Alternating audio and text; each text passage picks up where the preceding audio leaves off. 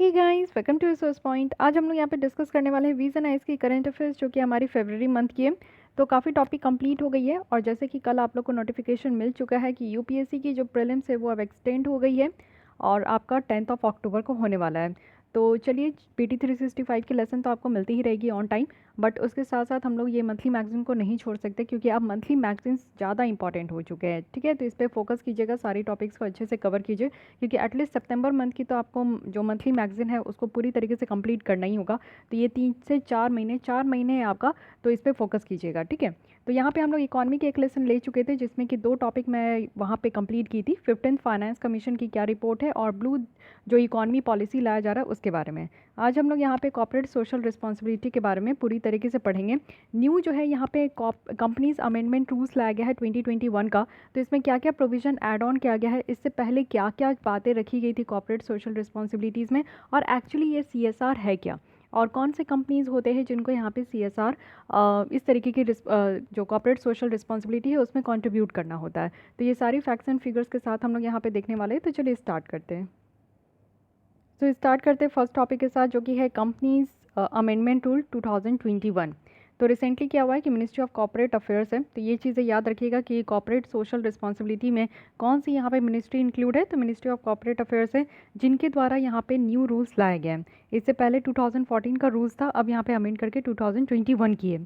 तो आगे बढ़ने से पहले हम लोग सबसे पहले ये चीज़ समझते हैं कि what is corporate social responsibility. Okay, तो देखिए, एक तरीके का ये मैनेजमेंट कॉन्सेप्ट है, जहाँ पे कंपनीज़ जो है ना वो सोशल और इन्वायरमेंटल कंसर्न के लिए एक साथ आती है। यानी कि ये दोनों इश्यूज़ को देखा जाता है कि हमारे सोसाइटी में और इन्वायरमेंट पॉइंट ऑफ व्यू से क्या क्या कंसर्न है, तो उनके बिजनेस ऑपरेशंस में जो है इस चीज़ों को इंक्लूड किया जाता है। और साथ ही जितने भी डिफरेंट डिफरेंट स्टेक होल्डर्स हैं ना, उनके साथ वो इंटरेक्ट करके एक अच्छा खासा पॉलिसी लेकर आती है, कुछ प्लान कंपनीज़ बनाती है कि वो भी यहाँ पे हमारे सोसाइटी के लिए और हमारे इन्वायरमेंट के लिए वो कॉन्ट्रीब्यूट कर सके, अगर उनका प्रॉफिट अच्छा खासा है, अगर वो अच्छा खासा कमा रहे हैं। और एक एलिजिबिलिटी क्राइटेरिया है, इसमें सारे कंपनीज़ को जो है सीएसआर में कंट्रीब्यूट करने की ज़रूरत नहीं होती है। कुछ क्राइटेरिया है, उसे हम लोग आगे पढ़ेंगे। ये आपका निकल कर आया कहाँ से, तो 2000 की जो 13 की कंपनीज़ है, वहाँ पे कुछ चेंजेस इंट्रोड्यूस किया गया कंपनीज़ के अंदर, कि जो भी कंपनीज़ की अगर कुछ क्राइटेरिया वो फॉलो करती है, तो उस क्राइटेरिया के अकॉर्डिंग जो है वो यहाँ पे सीएसआर में कंट्रीब्यूट कर सकते हैं। अब यहाँ पे आप देखो कि सेक्शन 135 है इस कानून का, कंपनीज एक्ट 2013, जिसमें कि सीएसआर ऑब्लिगेशंस रखा गया है और कुछ कंपनीज यहाँ पे लिस्ट की गई है। इसी के साथ साथ आप देखो कि सबसे प्राउड वाली बात है कि हमारा भारत पहले नंबर पे आ चुका है, और ये पहला कंट्री है ऐसा पूरे वर्ल्ड में जो कि अपने यहाँ सीएसआर एक्टिविटीज़ के लिए कानून बनाए हैं। तो ये बहुत पॉजिटिव पॉइंट है। इसका मतलब क्या देखने को मिलता है, इसका मतलब ये देखने को मिलता है कि हम लोग बहुत ज़्यादा यहाँ पे अटेंशन देते हैं हमारी सोसाइटल इश्यूज़ को लेकर और इन्वायरमेंटल इश्यूज़ को लेकर। तो जो भी क्लाइमेट चेंज की प्रॉब्लम है उसमें तो आप देख रहे हो कि हम लोग कहीं से भी पीछे नहीं है, कोई भी ऐसा कोताही नहीं बरत रहे।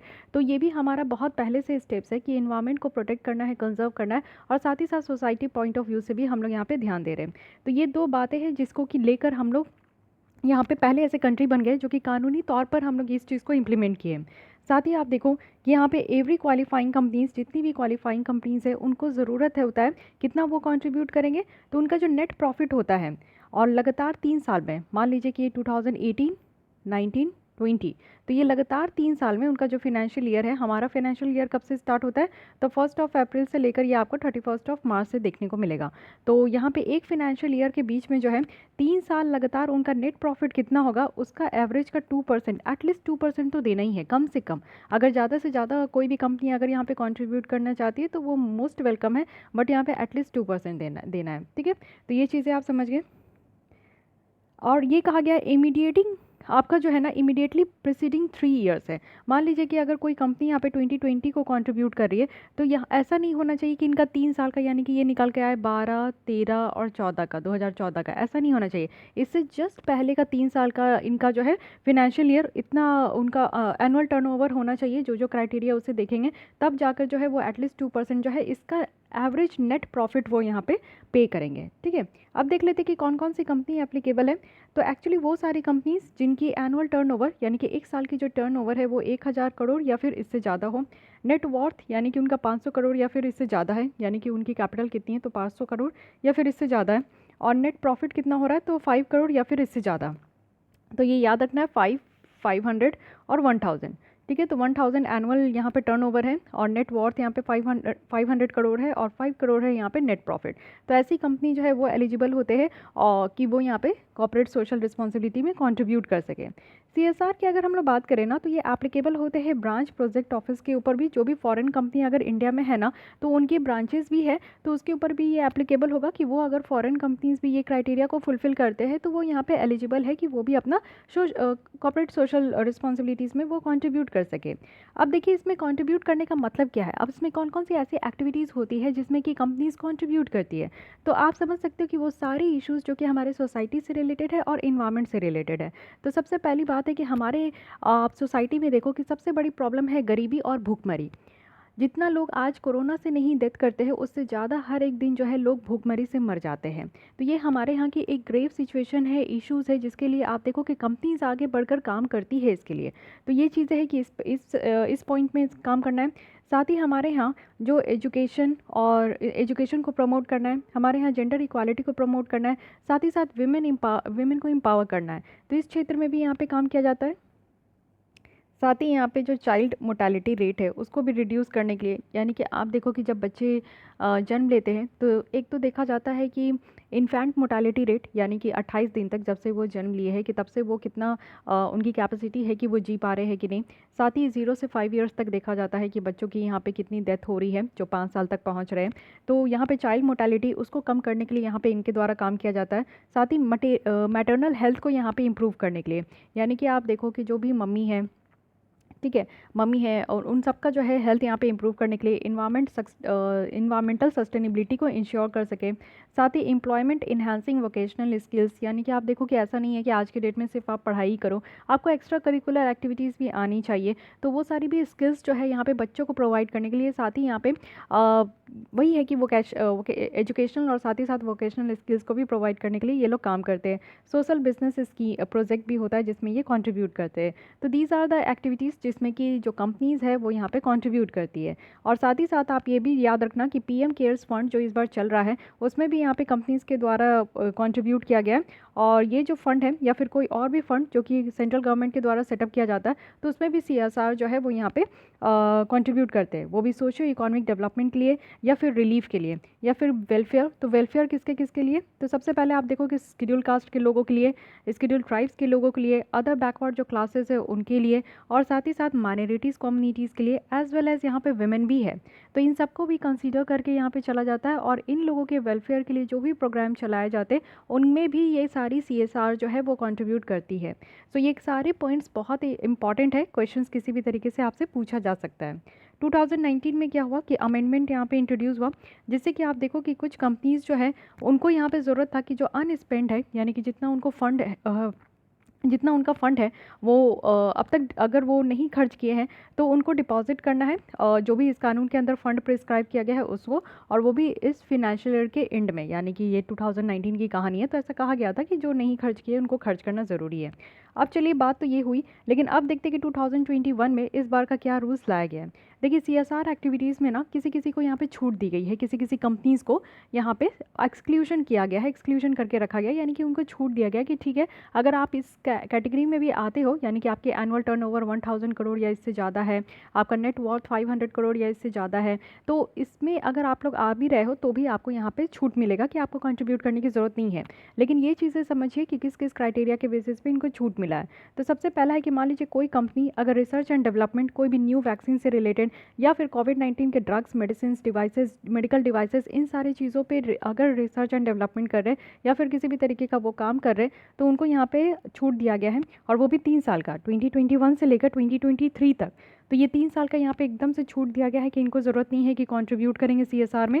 साथ ही एक्टिविटीज़ जो भी इंडिया के बाहर हो रही है, एक्सेप्ट जो ट्रेनिंग वगैरह हमारे नेशनल इंटरनेशनल लेवल में जो इंडियन स्पोर्ट्स पर्सन को दिया जाता है, उसके अलावा जो भी एक्टिविटीज़ अगर इंडिया से बाहर हो रही है तो वो सारे कंपनीज़ को भी छोड़ दिया गया है।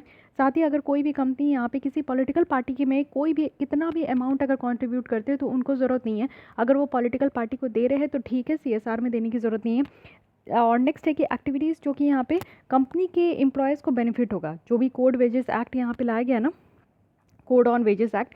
तो उसके तहत जितने भी एम्प्लॉयज़ हैं उनको अगर बेनिफिट हो रहा है तो वो सारे एक्टिविटीज़ इंक्लूड किया गया है। एक्टिविटीज़ जो कि यहाँ पे कंपनी के द्वारा सपोर्ट किया गया है ऑन स्पॉन्सरशिप बेसिस पे, और इसमें आपका मार्केटिंग बेनिफिट भी है, यानी कि उनके प्रोडक्ट और सर्विसेज को लेकर अगर मार्केट बेनिफिट हो रहा है तो वो सारे कंपनीज़ को भी जो है यहाँ पे बाहर रखा गया।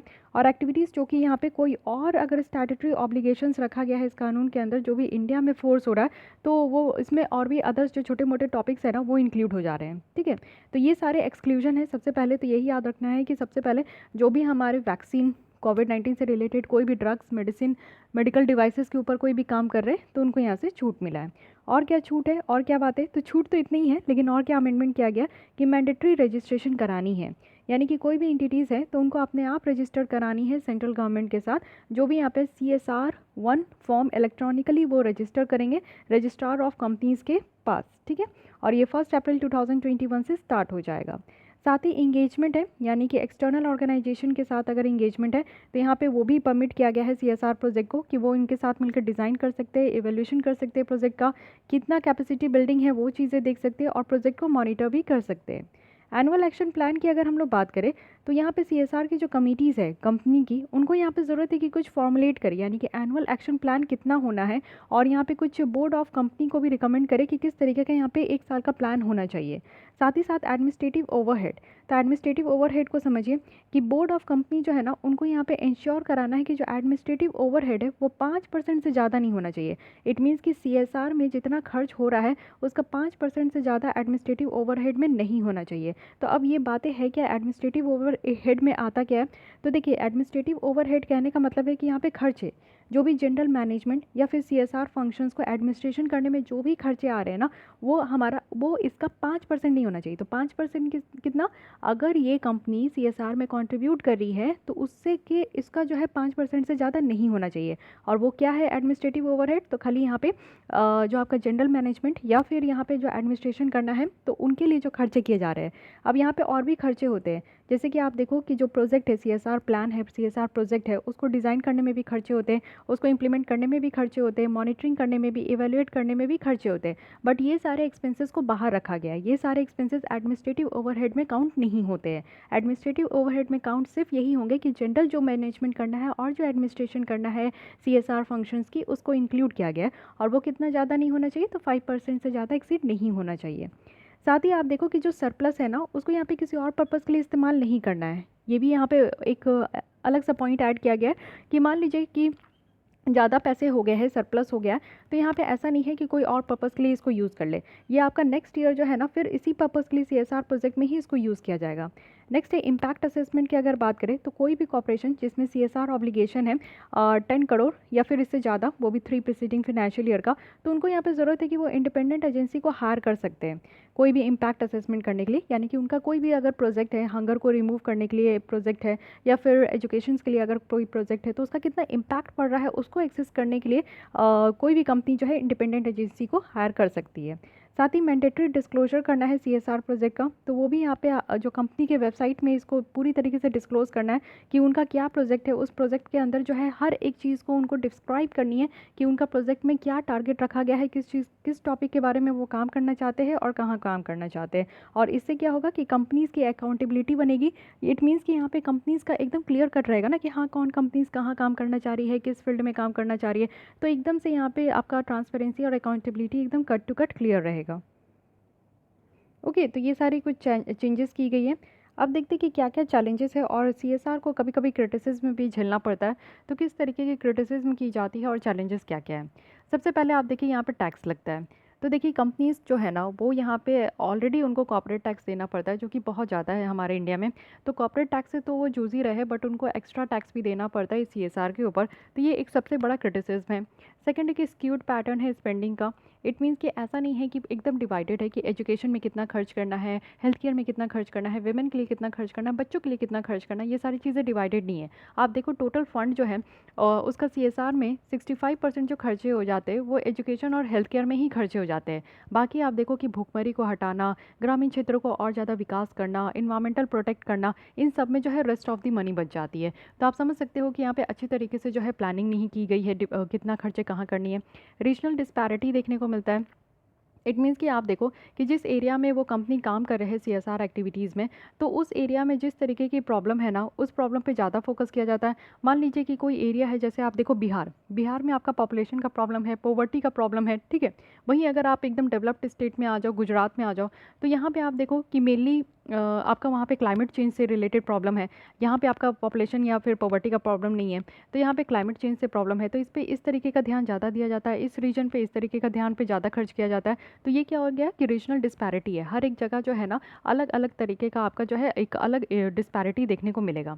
साथ ही नॉन कंप्लायंस है, ये जानकर आपको बहुत हैरान होगा कि 70% जो हमारे देश की कंपनी है ना, वो अभी तक उनके पास कोई स्ट्रैटेजी नहीं है कि कैसे उनको सीएसआर एक्टिविटीज़ को इम्प्लीमेंट करनी है। तो ये तो ताज़ीब सी बात है ना कि अभी आप देखो कि यही सिर्फ पाया गया है कि 50% जो कंपनीज़ है ना वो अनएबल है कि वो यहाँ पे स्पेंड करे, यानी कि मैंडेटेड जो अमाउंट यहाँ पे रखा गया है सीएसआर एक्टिविटीज़ में, तो वो इतना खर्च भी नहीं करने के लिए काबिल है। और 70% तो अभी तक जो कंपनीज़ है ना वो तो अभी सपने में ही है, वो अभी तक भी नहीं इसको इम्प्लीमेंट कर पाए। तो कैसे काम सही होगा। साथ ही चीटिंग और फेवर्ड डोनेशन तो बहुत होता है, यानी कि आप देखो कि यहाँ पे है कि पॉलिटिकल पार्टीज़ को भी अगर यहाँ पे कंट्रीब्यूट किया जा रहा है, तो वैसे जो कंपनीज़ हैं उनको छूट मिला है कि सीएसआर एक्टिविटीज़ में जो है वो नहीं करेंगे। तो आप देखो कि बहुत सारी कंपनीज़ ना ऐसे ही बचने का कोशिश करती है, पॉलिटिकल पार्टीज़ को डोनेट करके वो सोचते हैं कि चलो ठीक है वो कम में हो जाएगा, यहाँ पे डोनेट करने से क्या फ़ायदा, यहाँ पे अपनी कंपनी की जो नेट वर्थ है उसको बचाने का कोशिश करते हैं। तो ये काम होता है। साथ ही डोनेशन भी जो है ना अपना फेवरेबल करते हैं, बहुत ज़्यादा फेवर होता है जितने भी चैरिटेबल ट्रस्ट है, तो वो फेवर के बेसिस पे ही आप देखोगे कि बहुत सारे कंपनी जो है यहाँ पे कंट्रीब्यूट करते हैं। तो ये सारे चैलेंजेस है, इश्यूज़ हैं। लेकिन इसके साथ वे फॉरवर्ड बताया जा रहा है कि हमें यहाँ पे कम्युनिटी और एम्प्लॉय की पार्टिसिपेशन को इंक्लूड करना होगा, उन्हें मोटिवेट करना होगा कि वो जो इस सीएसआर जो टर्म बनाया गया है ये एवे ही नहीं है, इसमें बहुत ही इंपॉर्टेंट रोल उनको प्ले करने की ज़रूरत है। साथ ही साथ एफिशिएंसी के साथ कोलैबोरेट करना होगा। सिर्फ आप देखो कि ऐसा नहीं है कि सिर्फ आगे है और कंट्रीब्यूट करना है। यहाँ पे एनजीओ हो गए, एजेंसी हो गए, जो भी इन्वायरमेंटल सोशल वर्क में इंगेज्ड है, तो वो बेटर यूटिलाइज़ कर सकती है ये सारी सीएसआर फंड की। साथ ही इवोल्यूशन और मॉनिटरिंग करना है। अब जो भी एक्टिविटीज़ है, एन नंबर ऑफ लिस्ट है, आप एक्टिविटीज़ की लिस्ट तो देख ही चुके हैं, और भी लिस्ट है इसके अंदर आप जाओगे तो सीएसआर एक्टिविटीज़ और प्रोजेक्ट जो है ना उसको ज़रूरत है कि टाइमली जो है एक पीरियडिक मैनर में इसको मॉनिटर किया जाए, और साथ ही फेयर और बैलेंस्ड एक्सपेंडिचर करनी है। इट मीन्स कि आप देखो कि कुछ एरिया तो नेग्लेक्टेड है, जैसे एस्पिरेशनल डिस्ट्रिक्ट हो गया, नॉर्थ ईस्ट रीजन हो गया। एस्पिरेशनल डिस्ट्रिक्ट क्या है, नीति आयोग के द्वारा कहा गया है कि हमारे पूरे देश में एक 116 डिस्ट्रिक्ट ऐसे हैं, जिला ऐसे हैं, जो कि अति अति अति पिछड़ा है। इट मीन्स कि वहाँ पे बेसिक एमिनिटीज़ भी मिलना मुश्किल है लोगों को। तो इतने इतने पिछड़े वो जो जिला है उनको यहाँ पे डेवलप करना है, तो एस्पिरेशनल डिस्ट्रिक्ट कहा जाता है। नॉर्थ ईस्ट की हमारे रीजन है जिसमें आप देखो कि डेवलपमेंट बहुत स्लो होता है, तो इन सारे रीजन पे भी ज़्यादा से ज़्यादा ध्यान देना है। ऐसा नहीं है कि जो नेग्लेक्टेड एरिया है उसको नेग्लेक्ट ही कर दें। साथ ही रिलैक्सेशन और इंसेंटिव्स देने की ज़रूरत है। आप देखो गवर्नमेंट को यहाँ पे कुछ रिलैक्सेशन प्रोवाइड करने की ज़रूरत है, इंसेंटिवाइज करने की ज़रूरत है जो कॉर्पोरेट टैक्स में है, और कॉर्पोरेट कंप्लाई भी करेंगे वो सीएसआर रेगुलेशन के साथ। तो ये सारी यहाँ पे बताई गई है वे फॉरवर्ड, जो कि काफ़ी इंपॉर्टेंट है कि अगर कहीं क्रिटिसिज्म हो रहा है, लूप होल हो रहा है, प्रॉब्लम है, चैलेंजेस है, तो उनको एड्रेस करना ज़रूरी है, जो कि इस तरीके से हम लोग कर सकते हैं। तो ये पूरे सीएसआर के बारे में आपके पास रहा कि आप देखो कैसे सीएसआर स्पेंडिंग होता है। और सबसे ज़्यादा ये भी आपको देख टेबल याद रखिए कि हमारे यहाँ जो कॉर्पोरेट्स हैं वो सबसे ज़्यादा जो खर्च करते हैं वो एजुकेशन में करते हैं, ठीक है। 39% यहाँ पे शेयर जाता है टोटल कंपनी का। हेल्थ में आप देखो ये सेकंड नंबर पे है, और थर्ड में है यहाँ पे रूरल डेवलपमेंट। तो ये तीनों फर्स्ट थ्री आपको याद रखना है, क्या पता एक स्टेटमेंट ही बन जाए या फिर आपको क्रोनोलॉजिकल ऑर्डर में सजाने मिल जाए या असेंडिंग टू डिसेंडिंग फॉर्म में, तो ये आपको याद रखना है। अब स्टेट वाइज आप सीएसआर स्पेंडिंग देखो तो महाराष्ट्र सबसे ज़्यादा खर्च करते हैं, 16% है। कर्नाटक की बात करूँ तो 6.2% है, गुजरात यहाँ पे 4.9% है। तो ये तीन टॉप स्टेट है, महाराष्ट्र, कर्नाटक और गुजरात। और कौन कौन सा सेक्टर है, तो education, health and rural development. Okay, तो ये भी काफ़ी इंपॉर्टेंट है कि यहाँ पे कितना कितना कहाँ पे खर्च होता है। अब देखिए सीएसआर का बेनिफिट क्या है ये भी समझ लीजिए, क्योंकि आप देखो अब तक तो देख रहे हो क्या रूल्स रेगुलेशन है, किस तरीके की कंपनी इंक्लूड होगी, क्या चैलेंजेस है, क्या वे फॉरवर्ड है, बट मेन बात तो हम लोग किए ही नहीं कि एक्चुअली इसका बेनिफिट क्या है, क्यों यहाँ पे कंपनीज़ को रखा गया है कि आप ऐसा जो है खर्च करोगे, कंट्रीब्यूट करोगे तो कंपनी के लिए बेनिफिट है। इससे क्या होता है ना कि रेपुटेशन अच्छी बनती है और पॉजिटिव बिजनेस ग्रोथ देखने को मिलता है, ऑर्गेनाइजेशन की ग्रोथ होती है, बेटर फिनेंशियल यहाँ पे परफॉर्मेंस देखा जाता है, ऑपरेशनल कॉस्ट सेविंग के साथ एम्प्लॉय रिटेंशन होता है, सेटिस्फैक्शन होती है। देखिए आप कुछ भी काम कर लो, जितना भी पैसे कमा लो, जितने भी अमीर बन जाओ, सही गलत किसी भी तरीके से अगर आप पैसे कमा रहे हो, कोशिश कीजिए सही तरीके से ही पैसे कमाएं।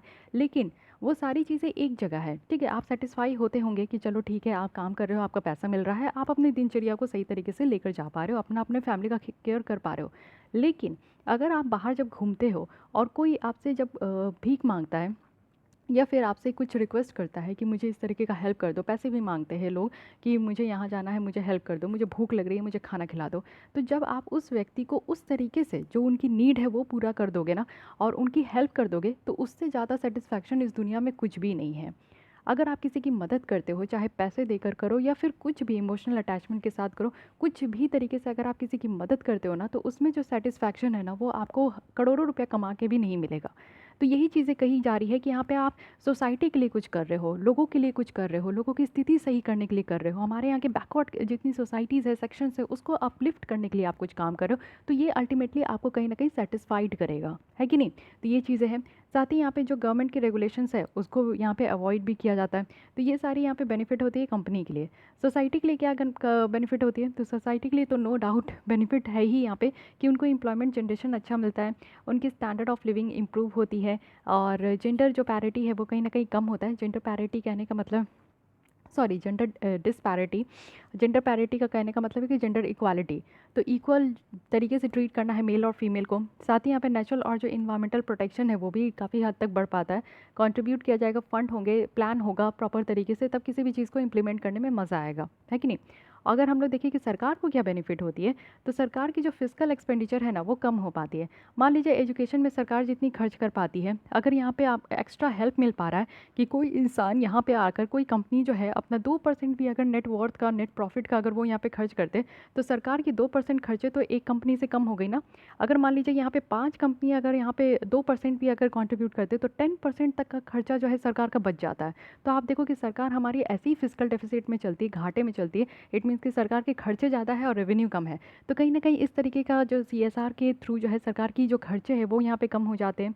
इफेक्टिव कॉर्पोरेट गवर्नेंस हो पाता है। देखिए कॉर्पोरेट सेक्टर्स को भी यहाँ पे बेटर तरीके से गवर्नेंस करने के लिए ये बहुत ज़्यादा ज़रूरी है कि उनको इस तरीके की एक्टिविटी में इंक्लूड किया जाए। साथ ही पब्लिक ट्रस्ट भी यहाँ पे इंक्रीज़ होता है कि नहीं। तो ये सारे बेनिफिट्स है जो कि काफ़ी ज़्यादा ज़रूरी है आपके लिए समझने का। तो आई थिंक कि आज के इस टॉपिक से आपको जो CSR है, कॉर्पोरेट सोशल रिस्पॉन्सिबिलिटी है, इसके बारे में अगर मेंस में आपसे क्वेश्चन पूछा जाए तो आप ज़रूर लिख पाओगे। ये GS3 का आपका पेपर का ये आपका टॉपिक है। तो इस तरीके से आपका एक टॉपिक पूरा हो गया, है कि नहीं। इसमें कोई भी बातें नहीं छुपी, हर एक तरीके से आप देख सकते हो। हाँ, यहाँ पे आप देखो कि कैसे इस कानून को जो है ना वॉलेंट्री से मैंडेटरी बनाया गया। तो ये पूरा आपका एक सीक्वेंस दिया गया जो कि मुझे नहीं लगता कि किसी भी तरीके से आपके एग्ज़ाम में इंपॉर्टेंट है, और आपको ये चीज़ें रटनी है। रटनी से बेसिक चीज़ें हैं वो समझिएगा। रटनी क्या है, 3-4 बार आप पढ़ लोगे ना तो आपकी ये सारी चीज़ें याद हो जाएगी। मैंडेटरी रजिस्ट्रेशन जो आज के डेट में किया गया, स्टार्टिंग में जब ये CSR था ना तो वॉलेंट्री था, यानी कि जो कंपनी को लगता है कि वो यहाँ पे कंट्रीब्यूट करना चाहते हैं तो आइए, नहीं लगता है तो मत आइए। लेकिन वैसे तो कोई कंपनी नहीं आएगी, वैसे भी प्राइवेट कंपनी जो है वो प्रॉफिट एंड लॉस में जीती है। तो कौन कंपनी चाहेंगी कि अपना 2% भी वो कहीं सोसाइटी के वेलफेयर के लिए और साथ ही साथ इन्वायरमेंट के वेलफेयर के लिए वो कंट्रीब्यूट करें। तो इसीलिए वो नहीं आते थे। तो इसलिए ये जो है मैंडेटरी रजिस्ट्रेशन का प्रावधान दिया गया कि नहीं, अब रजिस्ट्रेशन तो करना ही है सेंट्रल गवर्नमेंट के साथ, और खुद ही रजिस्ट्रेशन करना है। तो इस चीज़ को ध्यान रखिएगा, ठीक है। तो गाइस आज के लिए बस इतना ही रखते। ऐसे ही एक एक टॉपिक हम लोग डेली देखते जाएंगे, और साथ ही आपको PT 365 की भी लेसन मिलते जाएगी। तो जल्दी से आप इसको भी कंप्लीट करते हो, और विजन आइज की टेस्ट सीरीज़ भी आपको मिलेगी। ये संडे आपका जो है ना फुल लेंथ टेस्ट जो है वो सेकंड यहाँ पे होगा। टोटल आपको 5 मिलेंगे, एक तो मिल गए, और सेकंड है ये। हर एक संडे हम लोग यहाँ पे एक एक टेस्ट को कंप्लीट करते जाएंगे, तो 5 आपका पूरा हो जाएगा। फिर उसके बाद CSAT की भी टेस्ट मैं कंप्लीट करा दूंगी, फिर वो चीज़ें आपकी कंप्लीट हो जाएगी। और जब प्रीलिम्स होगा अक्टूबर में, तो इससे पहले आप एक बार और फिर सितंबर में पूरा बैठ के आप रिवाइज कर लेना जो 24 टेस्ट आपको यहाँ पर प्रोवाइड किया गया है। फाइन। तो इस तरीके से आप लोग अपने पैटर्न को शिफ्ट कर सकते हो। साथ ही अगर आप लोग को ज्वाइन करना है, कोई न्यू बच्चे अगर देख रहे हैं ये वीडियो, तो आप लोग डिस्क्रिप्शन में आपको email ID दी गई है, उसमें आप लोग जाकर मेल कीजिए, और वहाँ के थ्रू आपको पता चल जाएगा कि क्या प्रोसीजर है ज्वाइन करने का, और फर्दर आपकी कोई क्वेरीज है तो वहीं पूछ लीजिएगा। सो गाइस आज के लिए बस इतना ही। अगर आपको ये टॉपिक अच्छी लगती है और लेसन अच्छा लगा तो लाइक कीजिएगा, अपने दोस्तों के साथ शेयर कीजिए। साथ ही अगर कोई भी डाउट, क्वेरी, सजेशन है तो आप कमेंट कर सकते हैं, एंड मेक श्योर कि आपने हमारे चैनल को सब्सक्राइब कर लिया है। थैंक यू, मिलते हैं कल इसी टाइम पे।